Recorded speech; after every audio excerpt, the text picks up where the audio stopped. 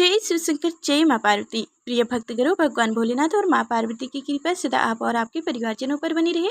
आप सभी का दिन शुभ और मंगलमय हो। आज हम स्नान करेंगे बुध प्रदोष व्रत कथा।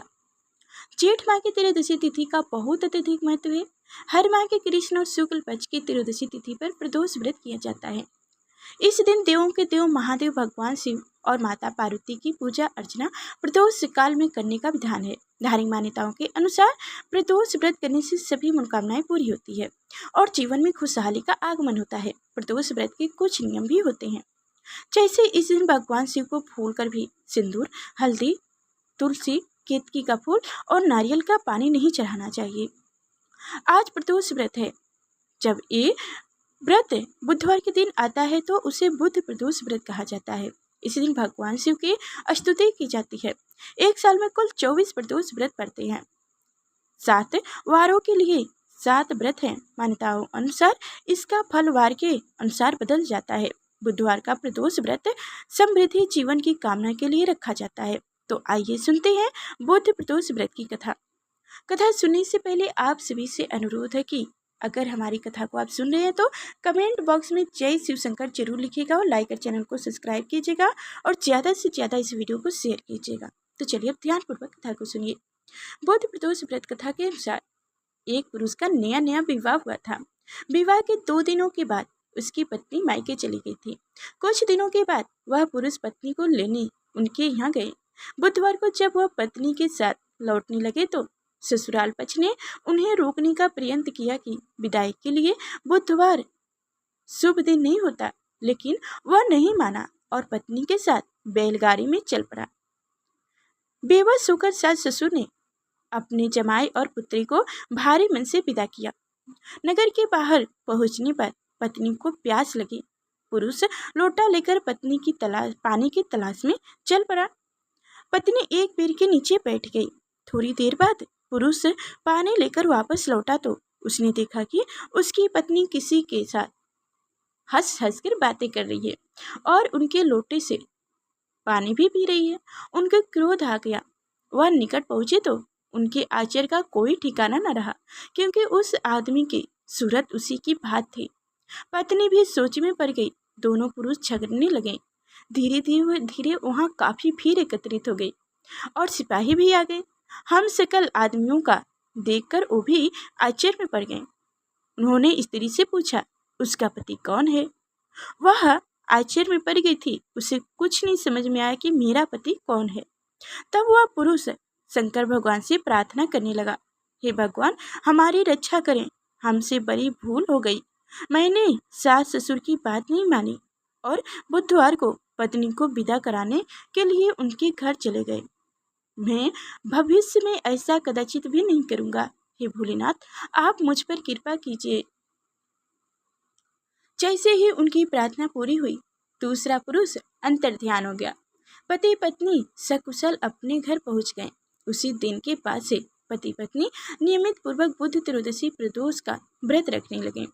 अंत्य बुध त्रयोदशी व्रत हर मनुष्य को करना चाहिए। बोलो भगवान शिव शंकर की जय हो, माँ पार्वती की जय हो। तो अब आप सभी लोग सुनेंगे भगवान गणेश की कथा। जैसे कि बुधवार का दिन भगवान गणेश को समर्पित है। तो एक भाई बहन थे। बहन का नियम था कि भाई का मुंह देखकर ही खाना खाती थी। रोज उठती, काम अपने घर का करती, खाना बनाकर भाई का मुंह देखने के लिए चली जाती। रास्ते में खजरी के पेड़ के नीचे विनायक जी की मूर्ति, तुलसी माता हरी भरी थी। पथवारी माता दूध दही में लसोरी थी। ऊपर सूर्य भगवान तप रहे थे। वो भाई का मुंह देखने जाती और कहती, भगवान, मेरे को अमर सुहाग देना और अमर पीहर वास देना। ऐसा कहती और आगे जाती। रास्ते में कांटों की झाड़ियां थी, जिससे बहन के पैर में कांटे चुभते। घर गई, भाई का मुंह देखा। बैठकर भौजाई ने पूछा, ननद जी, पैर में क्या हुआ है? तो बहन बोली, रास्ते में कांटा चुभ गया। ऐसा कहकर बहन वापस अपने घर आ गई। भाई ने पूछा, बहन क्यों गई? तो उसकी पत्नी ने कहा, ननद गई, उनके पैर में कांटे चुभ गए थे। भाई ने सोचा मेरी बहन आती है तब उनके कांटे चुभते हैं, इसलिए भाई ने अपने घर से बाहर के घर तक का रास्ता साफ कर दिया। गणेश जी भगवान, पथवारी माता, तुलसी माता को साफ कर दिया, जिससे भगवान रुष्ट हो गए और उसे वहीं सोता रख दिए। पत्नी रोने लगी, लोग लोकचार्य करने लगे, जाने लगे तो पत्नी बोली, रुक जाओ, अभी मेरी नंद अपने भाई का मुंह देखने आती ही होगी। उनके नियम है, अपने भाई का मुंह देखे बिना खाना नहीं खाती। कुछ लोग बोले, आज तो मुंह देख लेगी, कल क्या करेगी। एक बुजुर्ग व्यक्ति बोला, थोड़ी देर और ठहर जाओ। बहन रोज की तरह भाई का मुंह देखने निकली। तब रास्ता साफ किया हुआ देखा तो वापस खजरी की डाल लगाई, साथ पथवारी लेके पथवारी माता बैठाई, तुलसी माता का पेड़ लगाया, गणेश जी भगवान की मूर्ति स्थापित की, सूर्य भगवान को साक्षी मन सब के पांव पकड़कर बोली, भगवान अमर सुहाग देना, अमर पीहर वास देना। इतना कहकर वो आगे चली गई। खजरी, विनायक जी भगवान, तुलसी माता, पथवारी माता, सूर्य भगवान ने सोचा, इसकी नहीं सुनूं तो अपने को कौन मानेगा। भगवान ने उसे आवाज दी, बेटे वापस आकर खजरी का 7 पत्ते ले जा, तेरे भाई के कच्चे दूध में घोलकर छींटे दे देना, वह उठकर बैठ जाएगा। बहन ने पूछी, पीछे मुड़कर देखा, वहाँ कोई न था, पर उसने सोचा, जैसा सुना हूँ वैसा ही कर लेता हूँ। खजरी की 7 पत्ते लेकर वो भाई के घर पहुंची तो भाभी रो रही है, लोग बैठे हैं, भाभी की लाश रखी है।